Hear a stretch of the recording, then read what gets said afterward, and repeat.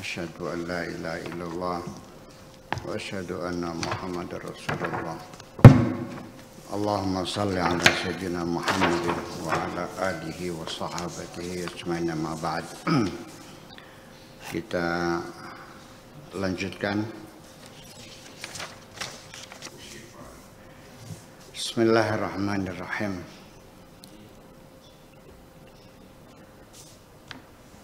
Poin ke 81 ya. Dan alinea terakhir. Ya. Bismillahirrahmanirrahim. Kushifa li an wajhi kulli syai'. Telah terbuka bagiku tentang wajah segala sesuatu. Nah, tentang wajah segala sesuatu ini bahasa Indonesia nggak masuk. Ya. Maksudnya adalah an dzati kulli syai'in, tentang zat segala sesuatu. Wajah itu adalah tampilan, ya, sudut pandang. Fara'aituhu, maka aku melihatnya muta'alliqan biwajhihi, adalah sangat bergantung dengan wajahnya, wajah Allah. Wa an jismi kulli syai'in, dan tentang jisim segala sesuatu. Fara'aituhu muta'alliqan bi amrihi, aku melihatnya tergantung kepada perintahnya, wa nahyihi, dan larangannya, wa qala li undur ila wajhi. Dia berkata, Tuhan berkata kepadaku, lihatlah kepada wajahku. Fanazartu, maka aku pun melihatnya, melihat wajah Tuhanku. Faqala, lalu dia berkata, laisa ghairi, tidak ada selain aku. Faqultu, lalu aku pun berkata, laisa ghairuka, tidak ada selain engkau. Wa qala undur ila wajhika, lalu dia berkata, lihatlah kepada wajahmu. Fanazartu, lalu aku pun melihat wajahku. Faqala laisa ghairuka, tidak ada selain kamu. Faqultu laisa ghairi, lalu ku katakan kepadanya, tidak ada selain aku. Faqala ukhrij, kemudian dia berkata kepadaku, keluarlah. Fa antal faqih, engkau adalah ahli fikih. Fa kharajtu as'a fil fiqih, lalu aku keluar bekerja keras menggali fikih. Wa sahhali qalbul aini, dan benarlah, tepatlah, menjadi terang kepadaku qalbul ain, hatinya mata. Artinya apa? Hatinya mata itu hakikat sesuatu, zat.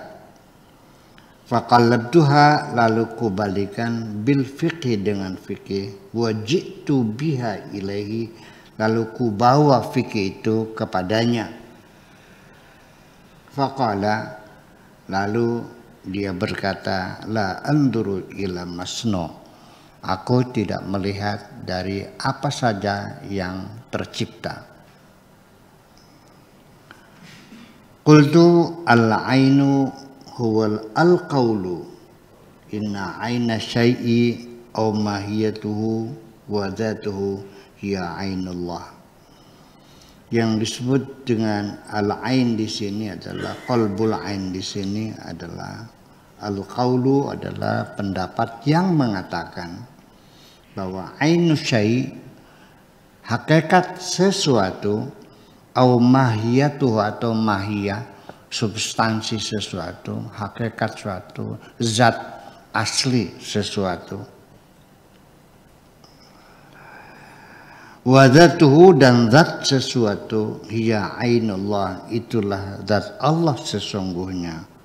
Wa huwa amrun masnu', adalah sesuatu yang tercipta, mulafakun, yang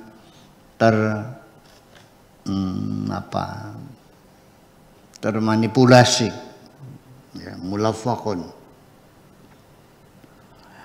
Li'annahu sigha fi hurufin, karena ia adalah dibentuk dengan huruf-huruf. Wal hurufu talfiqun, dan huruf-huruf adalah manipulasi.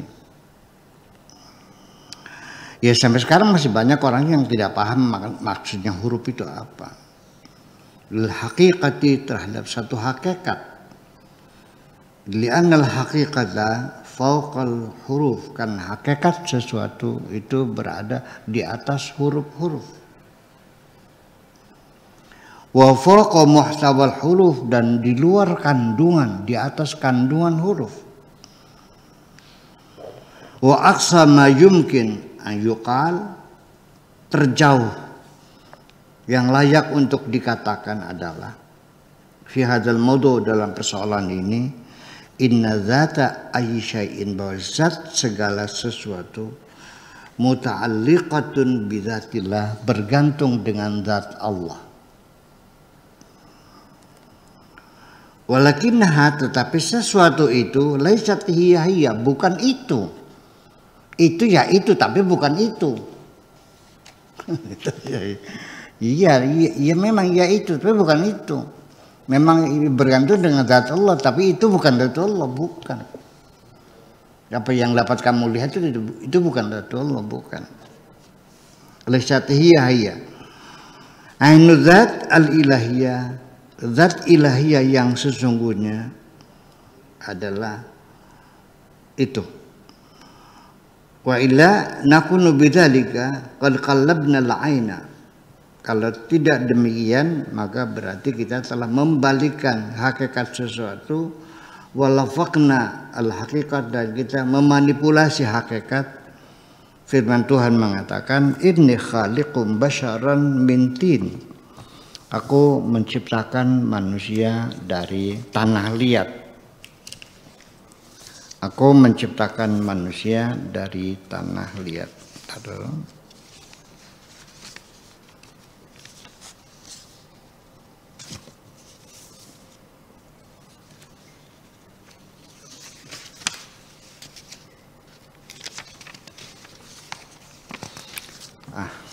Mana sih?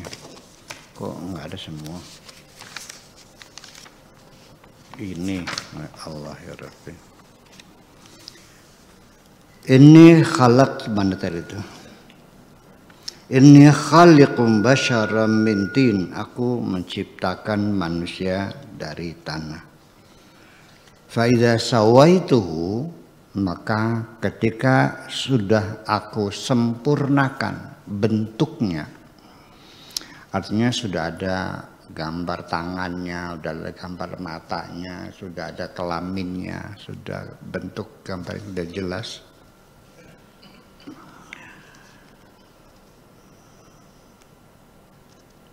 Wa nafakhtu fihi min ruhi, dan ketika sudah kutiupkan,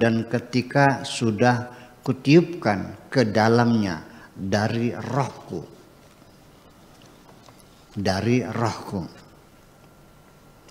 faqa'u lahu sajidin, maka bersujudlah kamu semuanya kepadanya, semua kamu itu. Faqa'u lahu sajidin, ini artinya bahwa anna ruh ibnu Adam, bahwa roh ibnu Adam itu adalah hiya min ruhillah, adalah dari roh Allah. Saya put saja dulu, karena ini di kitab-kitab tafsir At-Tabari, Nasai, Ibnu Katsir dan sebagainya, ini mereka mengatakan bahwa ruh disebut wa nafathahu min ruhi, situ artinya bukan ruh Allah. Ya, dalam kitab tafsir mereka berhati-hati untuk mengatakan bahwa jangan sampai lalu kita berkeyakinan Allah itu roh. Roh kita roh Allah, nanti berarti Allah ada dalam diri kita semacam. Sekali Allah mengatakan aqrabu min hablil warid. Ya.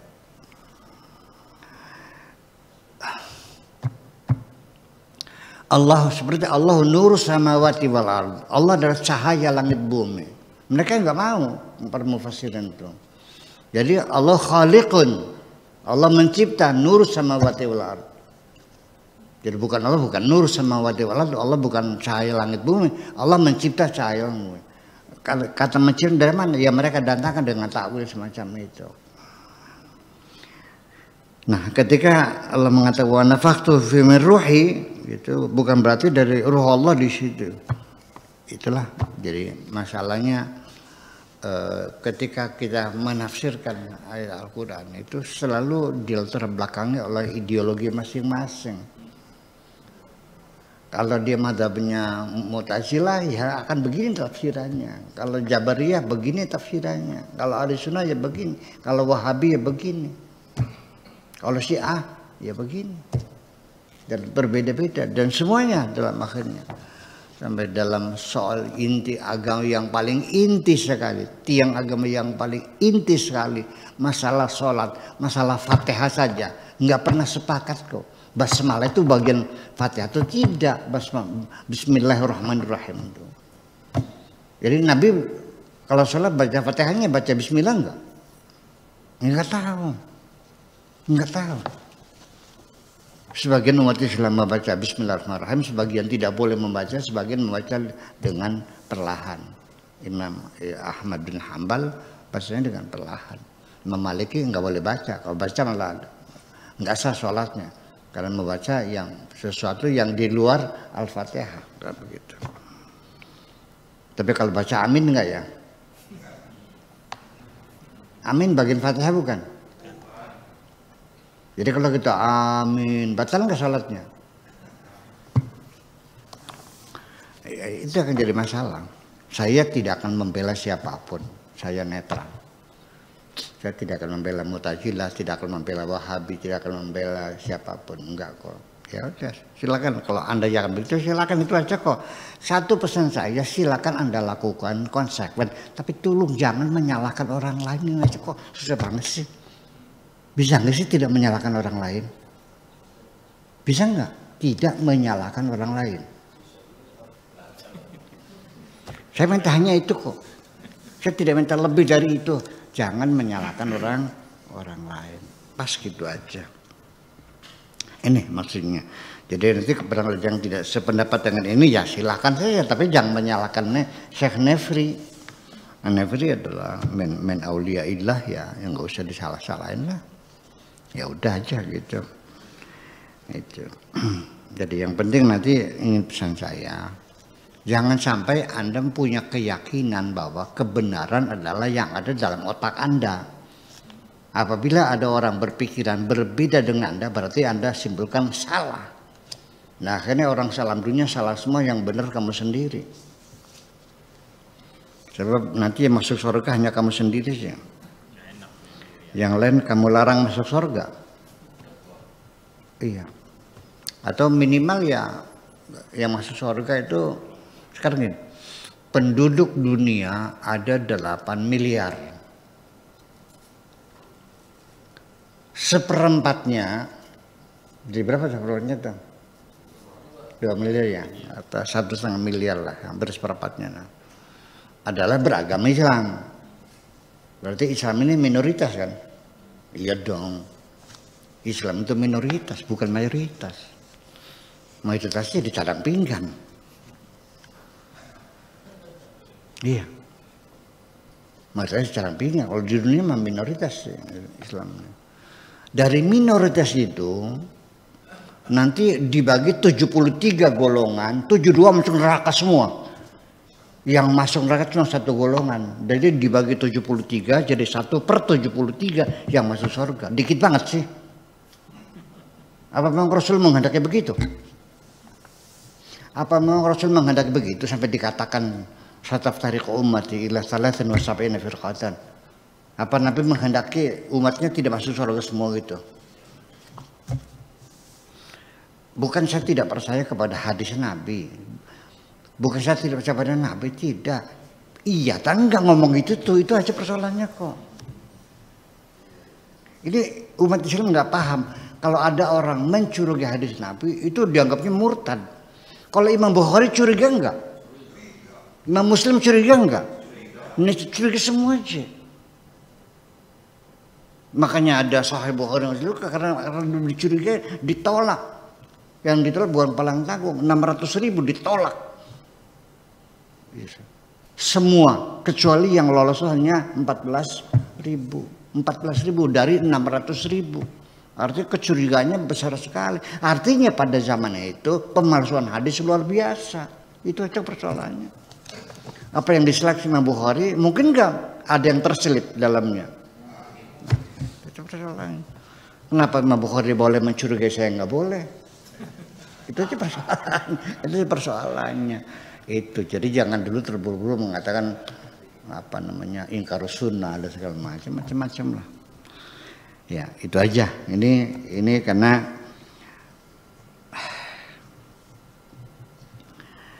apakah ya memang pada akhirnya ketika kita bicara masalah roh, memang sepertinya kita dibatasi oleh Tuhan. Bukan dilarang berbicara tentang roh, tapi diinformasikan akan keterbatasan kita dalam memahami roh. Ya salun kan rohu de rohu min amri Rabbi. Mereka bertanya kepadamu tentang roh, katakan roh itu urusan Tuhanmu. Wa ma utitu minal ilmi illa qalila, ilmu pengetahuannya kau dapatkan itu sedikit sekali, nggak bakal mungkin dapat bisa. Saya mengatakan berulang-ulang ya seringlah maksudnya. Ibaratnya gini, kayak orang ingin mendefinisikan buah kelapa. Akhirnya melalui eksperimen, uji coba, penghayatan, mengamati dan sebagainya. Kesimpulannya orang itu bahwa kelapa itu adalah buah yang keras dan licin seperti batu. Keras dan licin seperti batu. Kelapa. Licin, keras. Lalu ada orang lain lagi yang meneliti lebih jauh lagi dengan bereksperimen. Kesimpulannya kelapa itu buah kasap. Buahnya kasap. Karena sudah dikupas sih. Tepasnya itu akhirnya buahnya kasap. Seperti amplas. Udah itu. Yang ketiga mendefinisikan lagi dan bereksperimen lagi, uji coba lagi. Kesimpulannya bahwa kelapa itu keras seperti batu. Karena apa? Karena dia sudah menyentuh batoknya. Dan ada lagi bereksperimen lagi, kelapa itu lembut. Karena sudah nemuin kelapanya. Bereksperimen lagi, kelapa itu ada air, cairan. Diuji lagi, akhirnya apa? Kentosnya ya. Kentos tuh embot dia, embot itu lembek, buah yang lembek sekali. Dan uji pengunjungnya semua yang mereka lakukan tidak tahu akhirnya. Ya, seperti apa kelapa itu nggak tahu juga. Ini contoh saja. Orang menggali roh itu seperti itu. Sampai dulu konon katanya di Rusia gitu ada eksperimen untuk mengetahui hakikat roh itu seperti apa. Orang yang sedang nazah itu dimasukkan dalam peti kaca yang tebalnya sekian senti, ditutup rapat sekali. Dan ketika roh itu keluar, ini peti kaca ini meledak. Dan akhirnya mereka mempercayai ada roh sekalipun tidak sampai pada meyakini adanya Tuhan. Kalau mereka ateis, ya, yang penting ada roh, selesai gitu. Jadi Quli ruhu min amri rabbi itu, katakan roh itu urusan Tuhan, ini tidak melarang kita untuk meneliti roh. Tetapi menginformasikan saja, ilmumu sangat sedikit. Kamu pasti tidak akan bisa, tidak akan, apapun yang kau temukan tetap bisa dilanjutkan dan akan membatalkan kesimpulan yang dulu dan seterusnya. Itu aja persoalannya, ilmumu sangat sedikit sekali. Li'anna dzatal ilahiyah laisa kamitslihi syai'. Ya hiya nafkhatun lahu sajidin ay anna ruha ibnu adam hiya min ruhillah. Hiya nafkhatun min ruhillah, itu adalah tiupan, roh itu tiupan dari roh Allah. Laha ta'alluqun bidzatillah, yang berta'alluq dengan zatullah, walakinnaha laisat hiya, tetapi bukan itu. Berta'alluq dengan apa namanya, dengan zatullah, tetapi roh itu ya bukan itu. Li'anna dzatal ilahiyah, karena zat ketuhanan, laisa kamitslihi syai', karena zat ketuhanan tidak serupa dengan apapun. Selesai akhirnya. Kalau sudah tidak serupa dengan apapun ya selesai. Makanya ini lagi ngetren ya, lagi gaduh para ulama Wahabi yang tetap menafsirkan Ar-Rahmanu 'alal 'arsy istawa, Allah bertengger di atas arsy. Ya udah, pokoknya Allah ada di arsy, sudah selesai, kata orang begitu. Ya udah. Jadi di mana? Di arsy dia. Jadi di sana kerajaannya, iya di arsy. Allah punya mata, ya punya. Allah punya telinga, Allah punya tangan. Yadullah fawqa aydihim, ya sudah, Allah punya tangan. Artinya tidak usah ditafsirkan ala kekuasaan Allah, nggak usah. Ya udah punya tangan, ini tangan aja. Yang ngomong Allah sendiri. Itu kata ulama Wahabi. Makanya dibantah oleh Adi Hidayat, oleh Ustaz Abdul Somad dan sebagainya. Itu lagi pertarungan. Saya mah hanya ketawa sendiri aja. Orang gue senang banget bertengkar sih ya. Saya mah malas, biarin aja lah. Makanya gitu sih, saya mah nggak usah menjawab. Saya tidak perlu menjawab apapun mereka komentari. Karena mereka sedang menunjukkan akhlaknya sendiri, menunjukkan kepribadiannya sendiri. Orang kenal juga enggak kok. Memang saya kenal? Enggak. Ya udah aja. Karena kalau dia nanya juga enggak, kalau mereka nanya saya jawab. Mereka enggak nanya kok. Mereka tidak minta dalil, enggak, langsung jebret-jebret kafir, musyrik, murtad, apa namanya itu, Syiah, apalagi halal darahnya, sekuler, apalagi, liberal, iya, ya terserah aja tuh. Saya nggak usah jawab, nggak usah kok, biarin aja, kenal juga enggak. Ya saya nggak kenal, ya pun nggak kenal aja. Nanti saya salah paham lagi nantinya, salah ini. Lu nggak kenal, dia sekolahnya kelas berapa saya nggak tahu, dulu pesantrennya saya nggak tahu. Ya kan begitu aja persoalan saya. Jadi ya nggak ada masalah. Dan saya juga tidak dendam, tidak marah, nggak ada masalah. Nggak ada masalah. Saya dendam enggak, marah enggak juga. Ya saya mah senang-senang aja. Terus ini yang gombel juga enggak kok. Saya gombel enggak mukanya? Telinga saya putus enggak kok. Ya udah aja. Ya udah, terima kasih. Ya, terus kalau komentarnya nggak pernah juga enggak kok. Ya kalau mau baik-baiknya datang aja, kenalan aja dulu. Datang sini pasti saya hormati kok. Ya kenal juga enggak. Dulu ketika kita masih punya moral, ketika kita akan menegur orang saja kan minta punten dulu. Pak, punten saya mohon izin. Ya gimana? Boleh nggak saya berpendapat? Kali itu. Sopan kok. Sekarang enggak ada. langsung jebret-jebret, saling hujat menghujat, saling salam menyalahkan, caci mencaci, tuduh menuduh. Di bawah moral kita sudah ambruk kok. Cuma bilang ya udah. Karena itu kita sekarang lagi masuk era demokrasi, maka terjadi kegaduhan ya semacam itu. Itulah ya, kegembiraan yang berlebihan menghadapi era demokrasi maka menimbulkan kegaduhan dan banyak orang mengkhawatirkan bahwa kegaduhan ini dikhawatirkan menggoncang negara. Tidak, saya tidak ragu, tidak bimbang, tidak curiga. Kegaduhan ini adalah sesuatu yang mesti harus terjadi supaya tidak cepat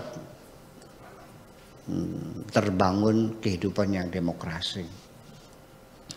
Kalau Anda masak nasi, jangan Anda cegah air itu mendidih. Biarkan air mendidih supaya nasinya cepat matang. Biarkan dia gaduh. Teruskan, kalau perlu kita ciptakan kegaduhan yang baru lagi.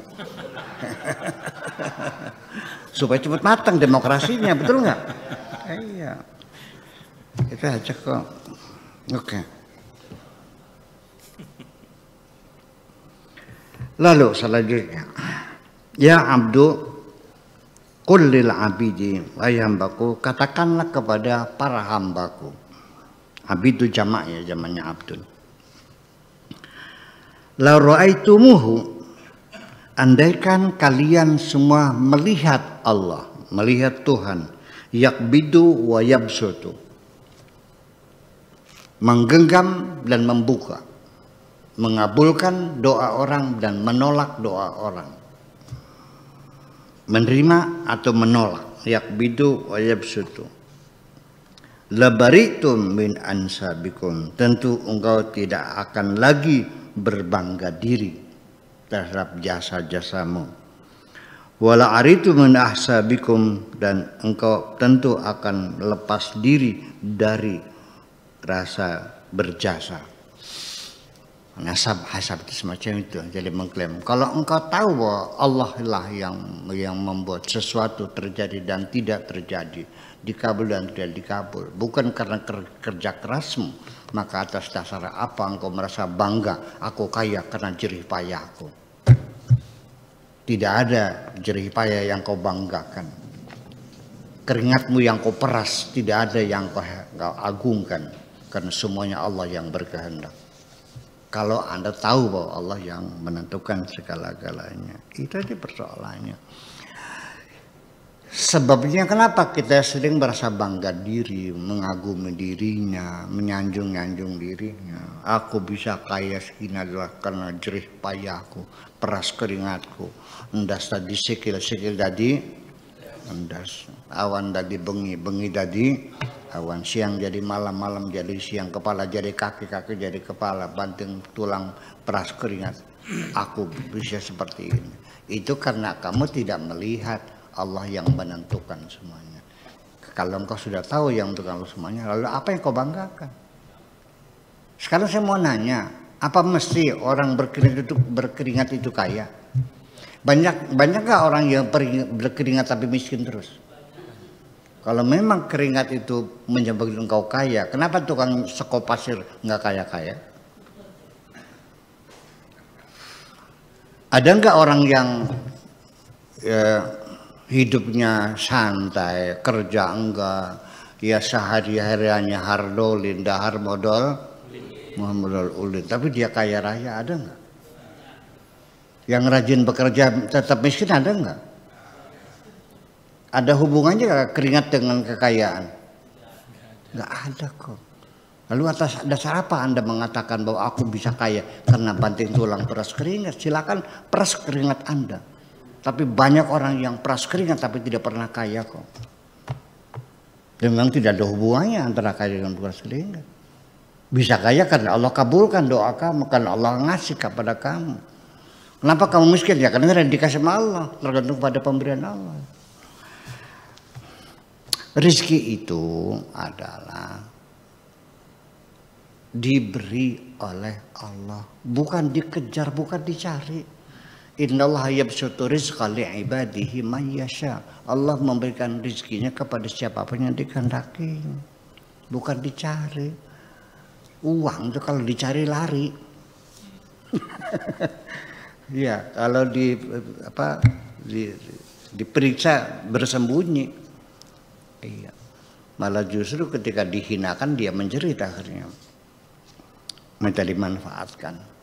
Itu persoalannya. Allah yabsutu rizqa li'ibadihi man yasha wa yaqdir, dan juga ditakar semuanya itu. Jadi atas dasar takarannya sesuai dengan kemampuan Anda menyangga harta itu. Kalau Anda tidak sanggup menyangga harta yang banyak, Allah tidak akan kasih kok. Mana mungkin Allah ngasih Pak Tato 100 triliun? Ngapain, untuk apa? Kayak kampus. Kalau 100 juta mungkin lah, 100 juta. Kalau 100 triliun nggak tahu. Ya untuk apa? Kita punya uang 100 triliun. Untuk apa? Ya kalau sudah 100 triliun, Anda depositokan saja dengan bunga 6% per tahun. Berarti Anda setiap bulan dapat 0,5 triliun.